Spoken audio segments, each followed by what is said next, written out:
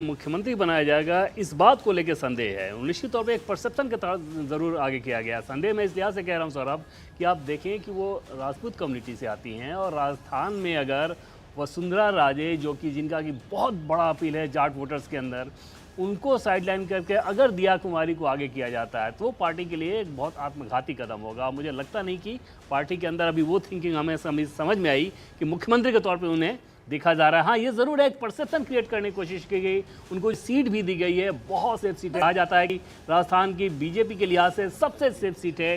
BJP किसी unknown कार्यकर्ता को भी उस चुनाव में उतार दिया जाए तो वो जीत हासिल हो जाएगी। तो इन सारी वजहों से निश्चित तौर पर, और एक ग्लैमर है कि राजघराने परिवार से आती हैं, पढ़ी लिखी हैं, बहुत अच्छा बोलती हैं, इनकी ज़िंदगी के कुछ ऐसे पहलू हैं जो कि लोगों में चर्चा का विषय भी बनते हैं। तो जो एक्स फैक्टर होता है वो क्रिएट करने में सफल रही है। लेकिन अगर बीजेपी की जीत होती है, जो कि पार्टी मानकर चल रही है, तो इन्हें मुख्यमंत्री बना दिया जाएगा। इस बात को लेकर मतलब अभी तो कम से कम कोई जो भी फैसला होगा वो इस बात को आधार बनाकर होगा कि लोकसभा के चुनाव में किसके मुख्यमंत्री बनने से फायदा होता है, क्योंकि सबसे बड़ी जो चैलेंज है, सबसे बड़ी चुनौती बीजेपी के सामने है वो लोकसभा का चुनाव है।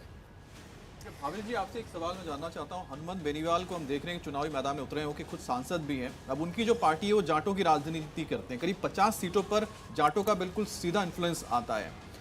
क्या लगता है कि क्या वो कोई फैक्टर बन के सामने आ सकते हैं, और जाट समुदाय को जो एक लीडर चाहिए, क्या वो उसके एक बोलते हैं सिंगल फेस बनकर आएंगे सामने? देखिए, ये एक शुरुआती दौर में लग रहा था कि जाट इस बार बीजेपी को वोट करने वाले हैं। बीजेपी ने उसको लेकर बहुत दिनों से कोशिश भी की थी, जैसे उन्होंने सतीश पूनिया को आगे किया था, उसके बाद जो जगदीप धनखड़ उनको वाइस प्रेसिडेंट बनाया था। तो बीजेपी की कोशिश जरूर थी कि जाटों को लेकर वहाँ पे एक अच्छी पॉलिटिक्स किया जाए, लेकिन बीजेपी से चूक वहाँ हुई। कई अच्छे नेता जो जाटों के थे जिनको टिकट दिया जाना चाहिए था, जैसे कल हम लोग बात करते प्रियंका चौधरी से, उनको टिकट नहीं दिया था। सीट स्पेसिफिक देखेंगे, बीजेपी को जाटों का कुछ जगह फायदा जरूर हुआ है, लेकिन इन ब्लॉक कहेंगे कि जो एक्सपेक्टेड था कि जाट बीजेपी को वोट करेंगे वो नहीं हुआ है। स्पेशली आप जहां जाएंगे इधर जो अशोक गहलोत का जो एरिया है वहां पे जाट भी कांग्रेस को वोट करते आ रहे हैं। ये एक सरप्राइज है, क्योंकि जाट जनरली अशोक गहलोत के नाम पे वोट नहीं करते को लेकर। लेकिन भावेश जी, ये था कि गुर्जर वोट जो एकदम सचिन पायलट का वोट बैंक है, वो भी कंफ्यूज था कि एक मुश्त वोट वो भी कांग्रेस के पास जाएगा या नहीं जाएगा। इसको लेकर भी इंडिसिसिवनेस थी।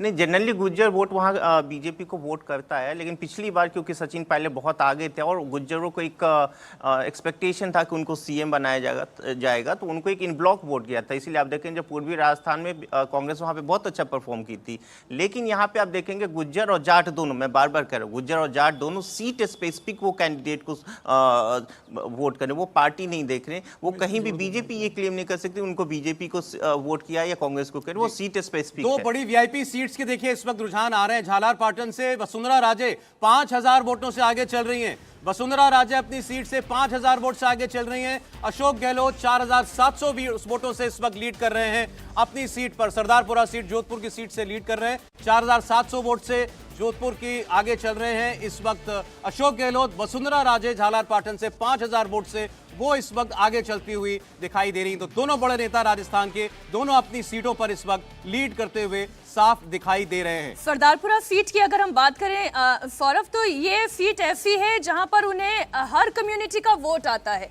जो वहां की ब्राह्मण कम्युनिटी भी है, जो कहा जाता है कि ये तो परंपरागत रूप से बीजेपी को वोट करती आ रही है, लेकिन पुष्करना ब्राह्मण का एक बहुत बड़ा जो दल है, वहां पर समाज है ब्राह्मणों में, वो भी अशोक गहलोत को वोट करता है। समीर जी कुछ ऐड करना चाह रहे थे राजस्थान पर? हाँ, मैं गुर्जर वोट को लेकर ऐड करना चाह रहा था कि पूर्वी राजस्थान से पिछली बार 29 सीटें आती है, उस 29 में से 25 सीटें कांग्रेस को मिली थी, सिर्फ 4 सीटें भारतीय जनता पार्टी को मिली थी।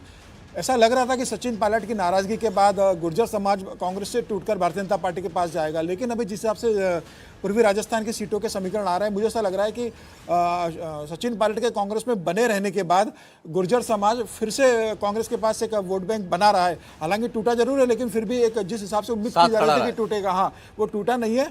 और पूर्वी राजस्थान में कांग्रेस फिर बेहतर प्रदर्शन कर रही है। एमपी की एक और बड़ी सीट है छिंदवाड़ा की सीट, जहां से कमलनाथ इस वक्त आगे चल रहे हैं। जी, कई बार मजाक में लोग इसको इंडिपेंडेंट रिपब्लिक ऑफ छिंदवाड़ा भी कहते हैं। उन्होंने बहुत काम किया छिंदवाड़ा के लिए और लगातार वहाँ से चुनाव जीतते रहे हैं।